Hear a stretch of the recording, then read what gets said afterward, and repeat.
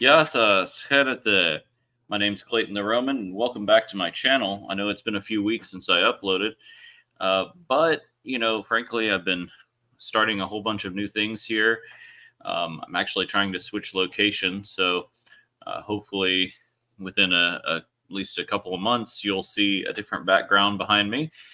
But nonetheless, I'm excited to come to you today and to talk about our subject, which you all voted on, which is Internet Orthodoxy, although I slightly amended the title to OrthoBros and Internet Orthodoxy, the good, the bad, and the ugly.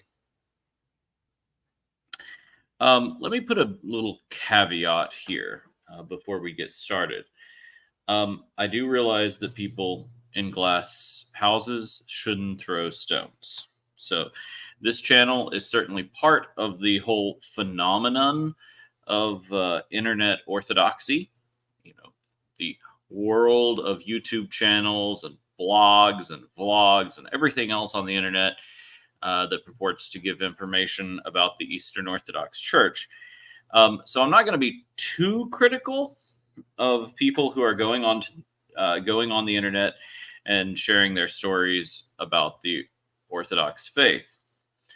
And I think it's worth thinking about why Eastern Orthodoxy has such a strong, and we might say militant, internet presence. Why is it that videos about Eastern Orthodoxy are so prevalent, or at least so common?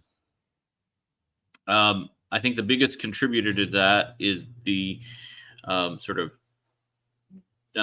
spread outness, the low density of the Orthodox Church in America. Sorry, scratch that. Let's go back. Of the Eastern Orthodox Church in America. I don't want to get jurisdiction specific, but frankly, the Eastern Orthodox Church is pretty much everywhere in the United States, but it's fairly spread out. There's a fairly low density of Eastern Orthodox believers throughout this country. And as a result, I think people sort of reach out to find others like them through the internet. And they want to tell their story, and they don't get to do so at the bar or at the neighborhood coffee shop all that much. Instead, they reach out into the virtual coffee shop of YouTube, or we might even say the virtual soapbox of YouTube, to share their experience. And to me, that's a perfectly natural phenomenon. It's perfectly reasonable that would be where orthodoxy goes. I mean, frankly, I can go a whole week or a whole month if I don't go to Divine Liturgy on Sunday.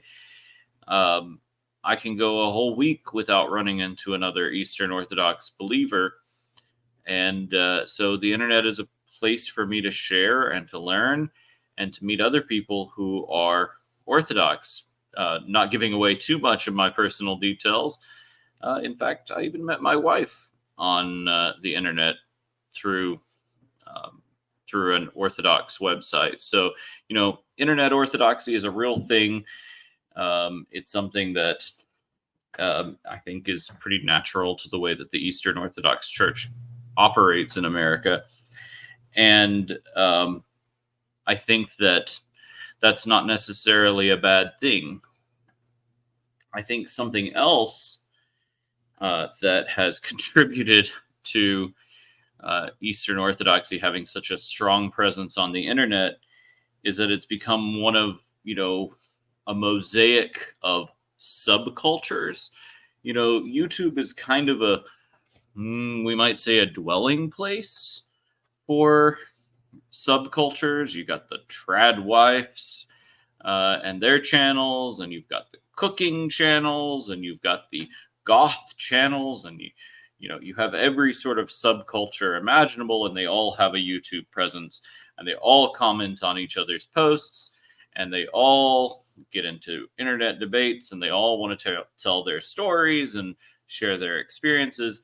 And maybe, on a slightly darker tone, Eastern Orthodoxy has just joined these subcultures that occupy internet spaces fairly frequently. And I think that is kind of unfortunate because while it's good for us to share our experiences and to have a place where we can find others who believe like us, it means that the internet, YouTube, however you like, really can turn into an echo chamber, a place where we merely go to hear things that we agree with and to hear our own opinions parroted back to us. So maybe there's sort of a dark side to orthodoxy on the internet. So let's get into the topic for today. Internet orthodoxy, the good, the bad, and the ugly. And I've already sort of foreshadowed what I think about internet orthodoxy and how I'm going to sort of grade orthodox content on the internet. So let's start off by making a couple of distinctions. So the first distinction I want to make is between channels that definitely have a blessing from a priest or from a bishop or from a canonical Orthodox jurisdiction or organization like the Assembly of Canonical Orthodox Bishops, or is it Orthodox Canonical Bishops? I always get those two mixed up. But, one of these sort of organizations, jurisdictions, or even your local priest sort of overseeing your content and giving a blessing for that content to be produced and distributed. And I want to distinguish those from those that do not have a particular blessing from a priest or from a bishop or hierarchy or what have you. Amongst those that do not, I'll include this channel. I did get a priest's blessing for my initial content on this channel. However, I decided to sort of change directions and talk more about sort of personal experience, do a little bit more sort of editorializing rather than actually delving into dogmatic or spiritual or apologetics topics. I have a few videos that sort of veer into that world. That being said, I am a classicist, so I feel fairly confident when I decide to talk about sort of linguistic things, or you might occasionally hear me comment on Bible translations or on history. If it's something that's non-controversial, I don't have a problem talking about that because, of course, I'm a professional scholar in those fields. I might veer into sort of close gray territory, but I do try to stay away from topics that I feel would need some teaching authority to back them up. I don't think that's a bad thing. If there are Orthodox channels out there where people are really just sharing their experiences, sharing their reactions, sharing their story or things that they have actual expertise in, I think that's a good thing and something worth doing. Just like the blogosphere of old, YouTube can be a place for those people to share their thoughts. And I don't think that's a bad thing, particularly if they stay away from essentially claiming to be the arbiters of what is orthodoxy, which is a really complicated question, as I'll probably explore on this channel in the future. Channels that don't necessarily have the blessing of clergy or the blessing of a jurisdiction, I think they have their value. I don't think there's anything necessarily wrong with them. I think it's just worth pointing out that indeed they don't have that blessing, and they need to be frank and upfront with that fact. I do want to be clear about something, however. If anything I say ever how to put it, if it ever disagrees with your spiritual father or with your jurisdiction or with what your bishop, most especially your bishop, has taught, if you ever hear me say something that sort of seems to interfere with your spiritual growth or seems to be off track as far as that goes, then please ignore me. And feel free to contact me and let me know where I've sort of trespassed on the church's territory, because that's certainly not something that I want to do. Follow your spiritual father, ignore me. Okay. I would also say about channels that don't have a blessing that they're not the ones you want to look to for things like apologetics, for theology, for spiritual guidance. Certainly not. I mean, theology is sort of a mixed bag because it might be an area that someone has a scholarly expertise in, and that's okay. You might want to watch that, but take it with a grain of salt and understand that they're not qualified to help you sort of navigate this in your spiritual life. That's for your spiritual father to do. So I would caution you with YouTube channels that don't have a blessing.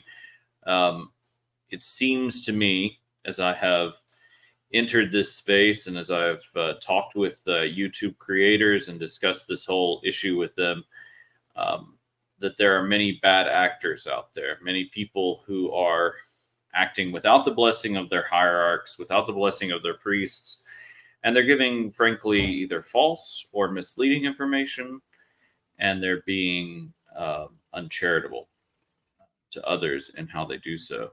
So, be cautious, be aware. That happens out there. I've even heard of Discord servers and YouTube channels and so forth doxing other YouTubers that they disagree with. I would stay as far away from that as I possibly could. Okay. Of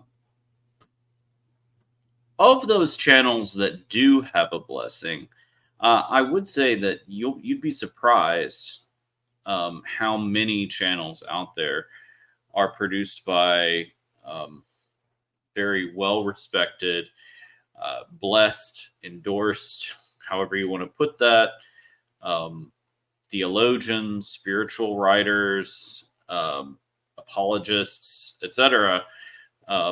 There are many YouTube channels, many resources out there, and I strongly suggest that you check those out. I do want to call out two in particular. First is Trisagian Films with Father Panayotis. They make some amazing YouTube videos about the saints. There's a fantastic video on Saint Spiridon, and I recommend that you all watch that. I'll probably talk a little bit about Saint Spiridon and my journey with him in a future video.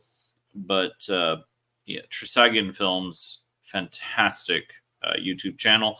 You also want to check out Trisagian Films live stream channel, where you can watch the Divine Liturgy from a Greek Orthodox Church. It's a beautiful church, and and they celebrate the Divine Liturgy in a beautiful way with Byzantine chant, both in English and in Greek, and it's just a wonderful way to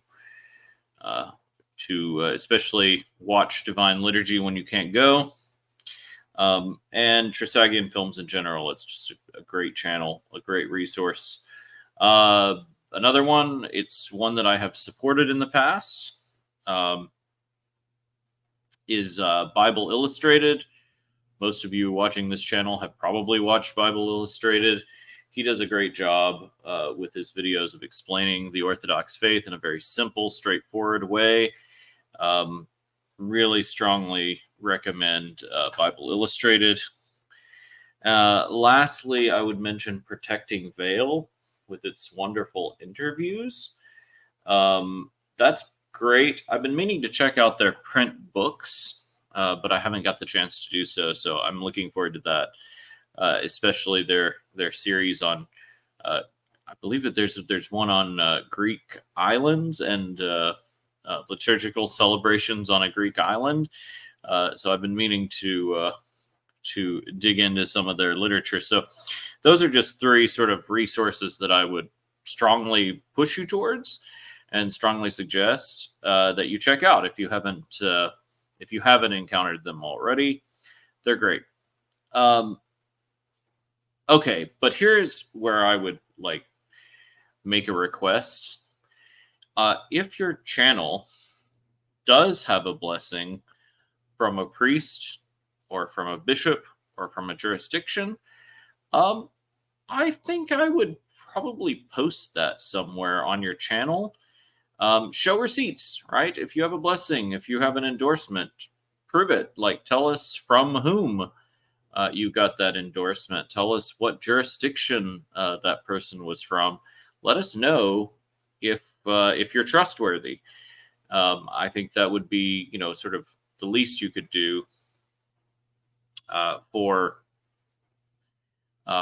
this space. We need a little more transparency, I think, and communication in the world of the Eastern Orthodox Church, certainly as a whole, but certainly of the internet world of Orthodoxy in particular.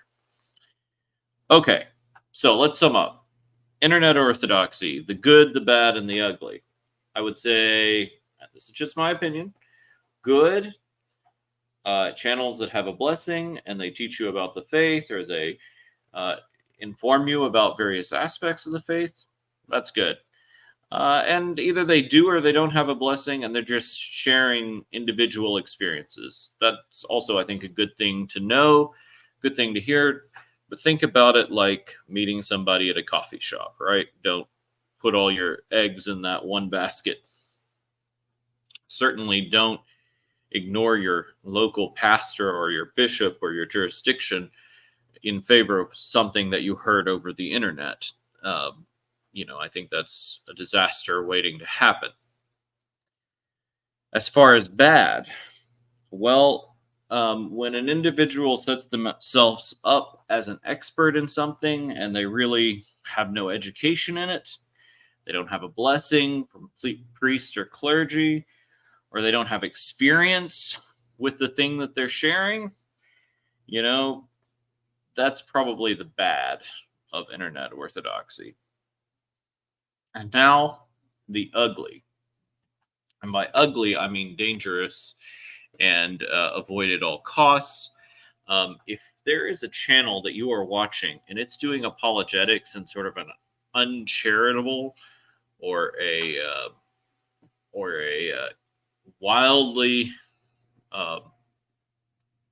should we say, wildly divergent way from what the main jurisdictions of the Orthodox Church are. There's not really mainline jurisdictions, but think about it. If it's a big jurisdiction and something you're hearing doesn't match what that jurisdiction says, or if it's sort of setting up jurisdiction against jurisdiction, sort of entering into those sorts of phrases, I try to avoid those channels. I've got to admit that I've enjoyed my fair amount of Orthodox content over the years. I probably wouldn't be Orthodox without certain OrthoBro YouTube channels out there. They were very useful when I first started, but over time it becomes pretty obvious which ones have your best interests at heart, which ones even know what a Christian ought to look like. It's maybe veering too far out of my lane, but there's certainly plenty of them out there that you ought to avoid, or that I think that you ought to avoid. If you have a question about that, take the video to your priest and say, is this good? Is this correct? and do what he says, you know? So those are my thoughts on internet orthodoxy, the good, the bad, and the ugly. Thank you all for suggesting this topic. And if you have any other ideas for future videos, put them in the comments below. Be sure to like, share, and subscribe. And I'll see you all later. Adiosas.